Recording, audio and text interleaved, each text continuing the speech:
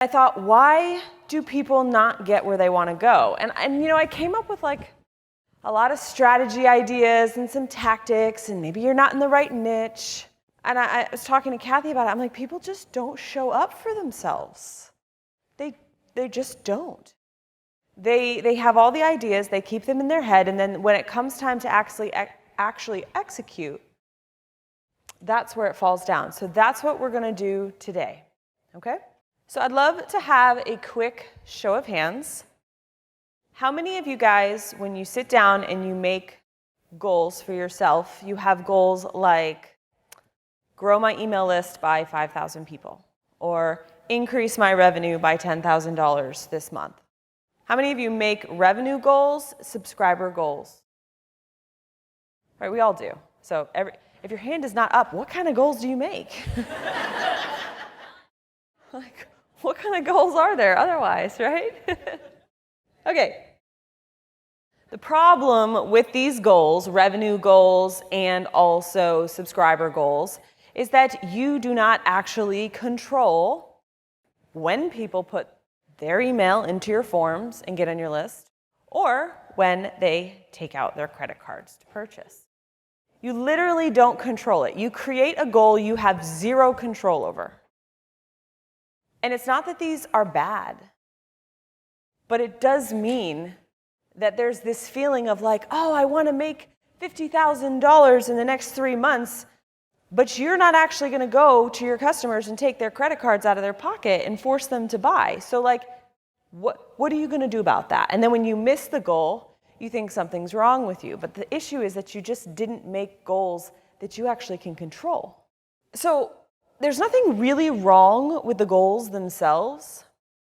But what we forget to do is take the actions that we need to take that will lead to the goals, right? So that's where we fall down, okay? So the number one issue that plagues new business owners is consistency in showing up.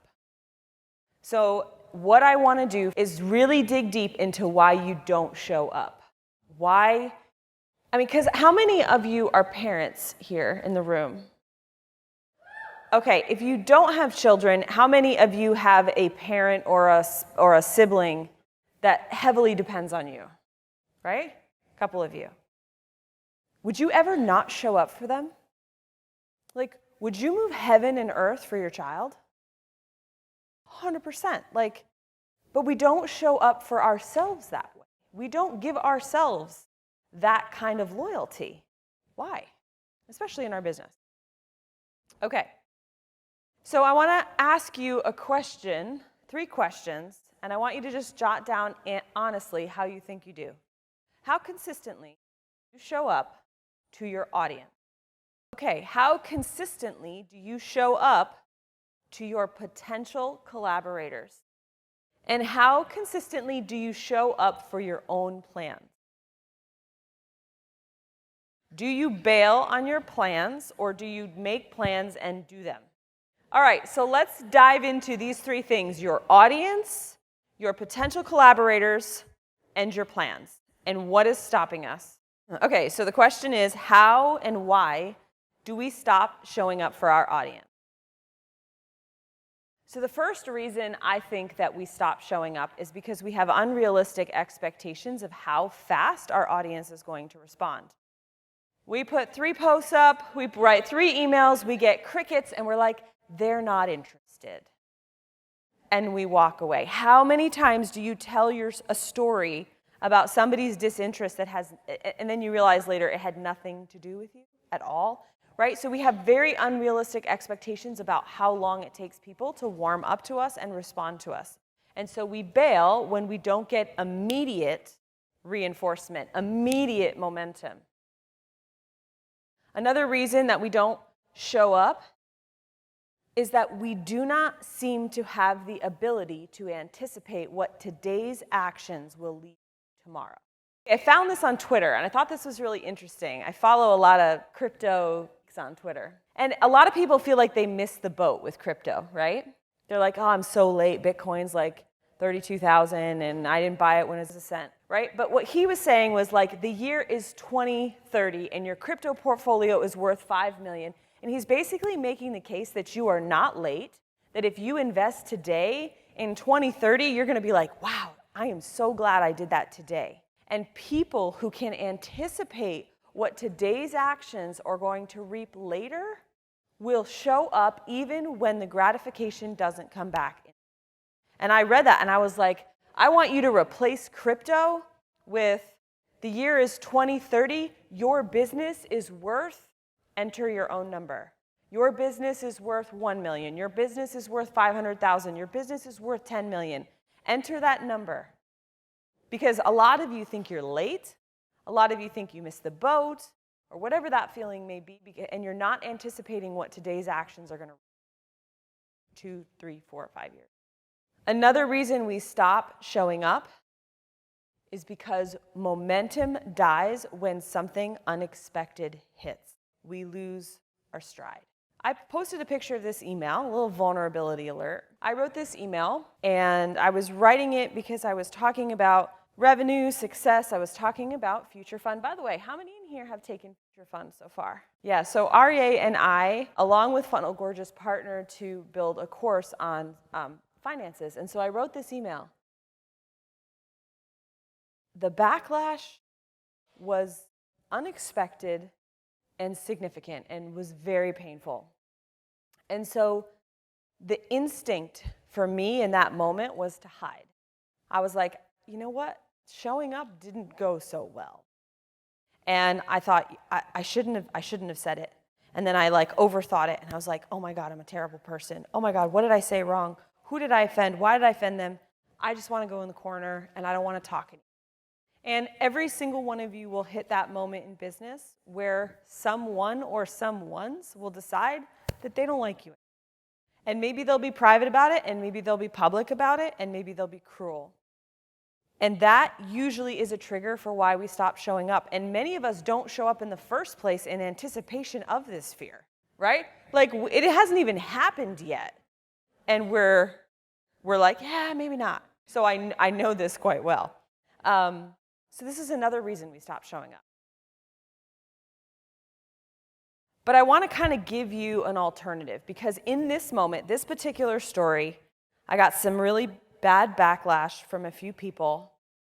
And I had a chance at that moment to say, I can go hide in the corner and I can stop talking about this and I can shrivel up, or I can just do something. I can just show up even just a little, even if it's not perfect, even if I'm not at my best, I can still show up. And so I did. I basically followed up. I wrote a post. It wasn't my best post. It was kind of raw, kind of vulnerable, not sure if it was a good idea. But you know what? I freaking showed up. I showed up in that uncomfortable moment. And a lot of us, and this is a pretty dramatic example because it was a lot of backlash. I had 30 or 40 people burn her at the stake, and I felt like, whoa, and it was unexpected, right? But the all or nothing thinking is going to get us in massive trouble. The minute someone doesn't like us, the minute a customer says, I need a refund, the minute a client says, you know what, I really don't like the work you did, and you're just like, burn it all to the ground. Like those memes where, they find a little spider in the house and then they just light the house on fire. We just escalate things so quickly. These are all reasons why we stop showing up. Another reason why we don't show up is that we don't have a brand that accurately reflects who we are and who we want to attract. Now, this is Jessica and Nikki. They're the Funnel Sisters. Their branding is not bad at all, but I put their branding up. They're one-on-one clients of mine. And they noticed that they didn't feel as confident showing up when they didn't feel like their brand accurately represented them, right? And so when we don't have a brand that accurately reflects who we are and who we want to attract, we hide. And they went through and they actually had an amazing rebrand, and they messaged me and they said, I cannot believe the difference in my ability to show up now that I feel like I'm accurately represented. Another reason that we don't show up is that we think knowing the information is the same as acting on the information. I have a picture of water here because over the last 75 days, I've been trying to drink more water. We all know we should drink more water, but we don't. The knowing is not the point. The execution and the implementation is the point. But we still hang on to the idea that we'll show up when we have that right information. Instead of trying to figure out, how do I alter my lifestyle? How do I alter my belief system so that I continue to take action? The reality is that accountability, routine, habit formation is as important as knowing. In fact, this is where the actual work is.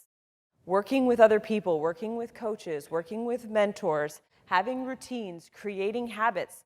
These are the terribly unsexy things that will help you show up consistently because, again, consistency in showing up is the number one difference between people who build businesses they love and people who don't. It's not, that's really it. It is not magic. So what we all think the problem is about why our business is not growing is we think that the problem is all of this, right? What about Reels? What about Pinterest? What about posts? What about, what do I say? LinkedIn? Do I know how to do TikToks? Blogging? YouTube videos? I hate video. Wait, podcasts? And we think that the problem is, well, if I just knew where to show up and what to do, I would. And I'm calling myself out on this too, because I know sometimes exactly what to do and exactly where to go, and I just don't. Okay, so the key difference here is that there's a difference between a tactic and a strategy. And we are so focused on tactics, and we are sold a lot of tactics, and tactics are great, and I love tactics, and they make a huge difference, but we forget about the bigger queen in the house, which is strategy. And if you have a good strategy, and you are consistently showing up, growth is inevitable, even if there's failure along the way. All right, so it's a very official term. What is the strategy of show-upness? Okay, excellent branding. So the strategy of show-upness, regardless of any tactic, is, do you have branding you are proud of? Are you known for something? Are you proud of what you do? Right? Do you know who you serve? Does your digital real estate help you get more work, or does it make people go, who are you and what are you? Right? It's confusing branding, right? This is the strategy. And when I say excellent branding, I don't mean pretty. I don't mean skinny, ladies. Serious. A lot of you don't show up because you don't think you fit the right pant size, right? I mean, this goes for guys too. But excellent branding that accurately represents you, that you feel proud of, which, if you can't feel proud of yourself, then you know what? Therapy is in your future, right? Because this is so freaking important. When someone knows who they are and knows what they stand for and has good branding, they show up and they deliver. And there are people waiting for you to show up, and you're not showing up because you don't like how you look in your photos. Okay, so this is the first thing in strategy. Strategy of showing upness is really good branding. Doesn't have to be pretty or skinny. Okay. How many of you know Julia Taylor? I don't know that she's watching. She's pretty busy. She literally rocks her brand. And I picked this picture because it is not pretty. But everybody knew who she just shows up for her people and just exactly who she is. And I just posted a little screenshot of us.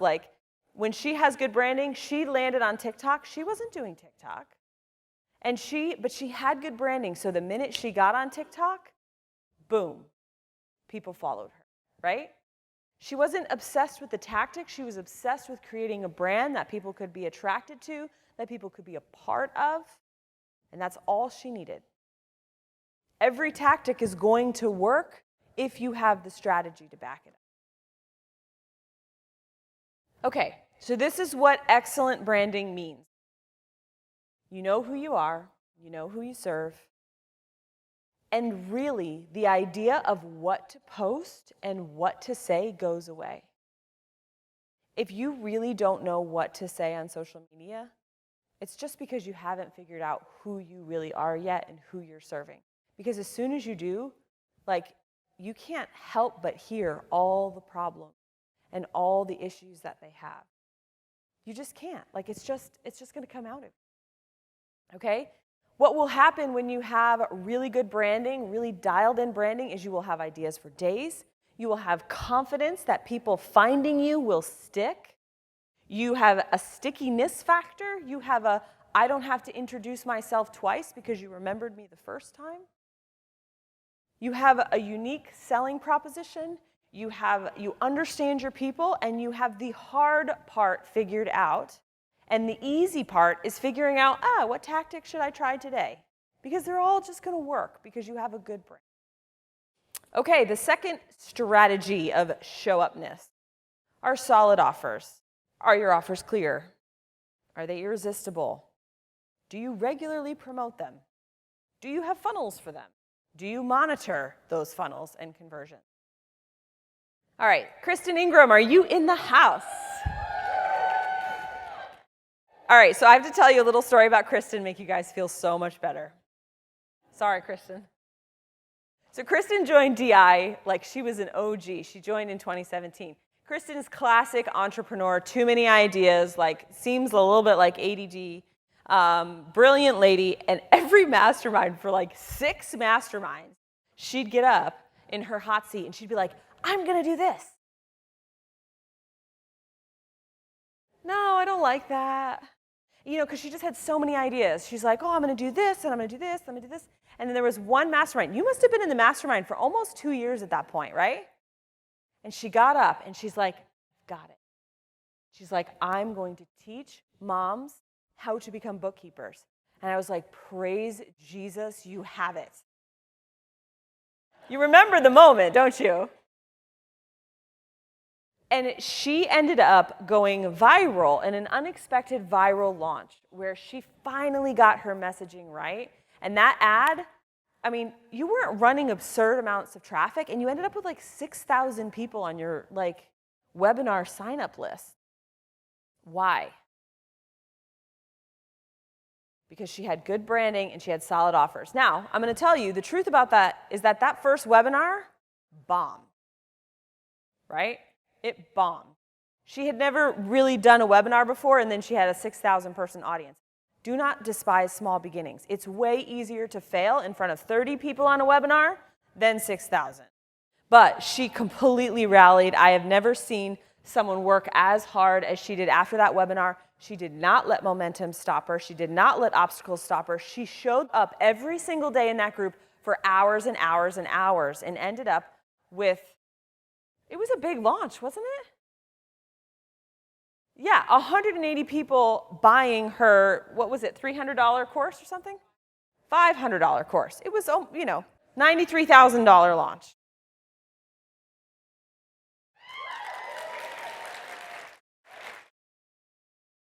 And since then, she has not stopped. Okay, so solid offers means you know you can help people. You're not held back when things don't go according to plan. Momentum breakers don't stop you. You are unafraid to go to any new platform because you are so sure of your products. You want your people to find you wherever they are. And the third strategy of show-upness is consistent marketing. Do you create content regularly? Do you make channels about your customer? Do you see relationships as a way to growth? Do you focus? Are you consistently marketing? Consistent marketing also means you have accountability. You have a plan, stick to it even when it sounds like cricket. And a lot of us, we are so programmed to do things based on response. That's how social media gets us, right? How many likes, how many responses, how many engagement. And it's great when it works, but when it doesn't work, then we slow down. All right, so we've answered the question, why do we not show up for our customers? Now what I want to ask is, why do we not show up for our collaborators? People are going to grow your business, both customers and key relationships. The first reason we don't show up for collaborators is rejection. Laura Smith, her summit talk, amazing, right, guys? Yeah. What did she say yesterday? She said she was so afraid of people. She was such a people pleaser. She was afraid to ask people to speak at her summit, right? Getting really comfortable with people saying no thank you is absolutely imperative. Helen, who is a dear friend and a coach in DI, she makes a game out of rejection for people who are really not good at rejection. And she'll be like, okay, my homework assignment for you is to get 5 people to reject you today. To literally break the taboo of the no and realize that you're still okay, you're still alive, and the sky is not falling. Another reason we don't show up for our collaborators is because we do not value relationships intrinsically. We make everything transactional. So we don't enter relationships until we're like, hey, you want a JV for me? I'll JV for you. There are people that just value relationships intrinsically because they know relational capital is literally the game. I have never seen someone with more generosity and more just how can I help you than REA. I was like, he might not be real. I am not sure. He invests in relationships because he understands that the relationship itself outside of business is valuable. And then what happens? Value follows. And a lot of us, because we can't measure relationships, we think, that's not really a strategy. Making new friends is not really a strategy. Oh, it is. REA is now a partner with us in FG through Future Fund, and 100% that is in part because of the relational capital built up over time and the trust built up over time in our relationship.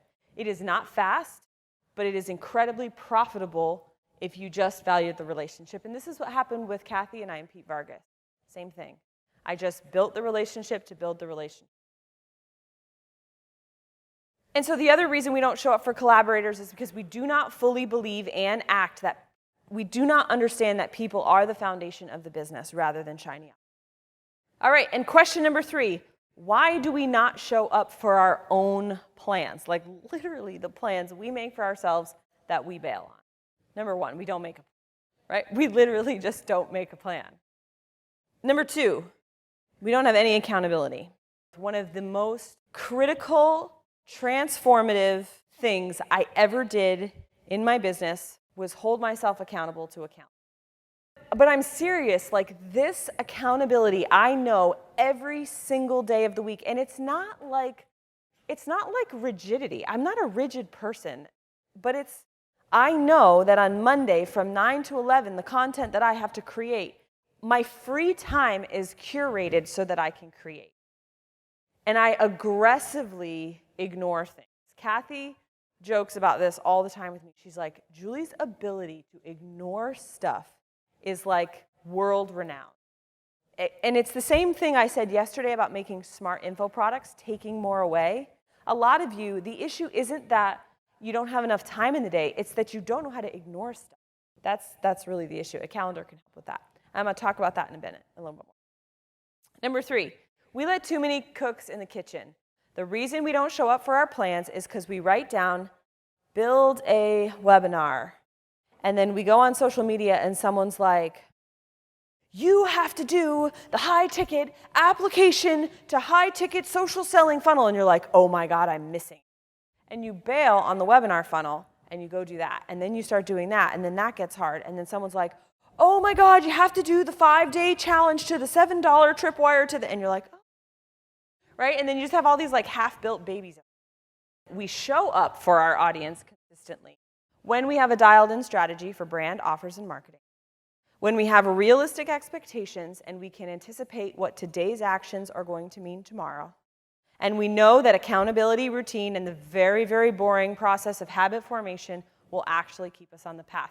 That is why and how we actually show up for our audience.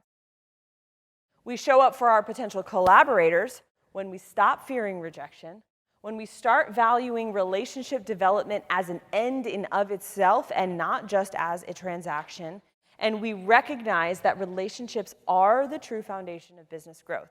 We show up for collaborators when we believe these three things. And we show up for our own plans when we actually make them. We anchor them to a calendar of accountability. We stay very clear with who we listen to and who we take advice from.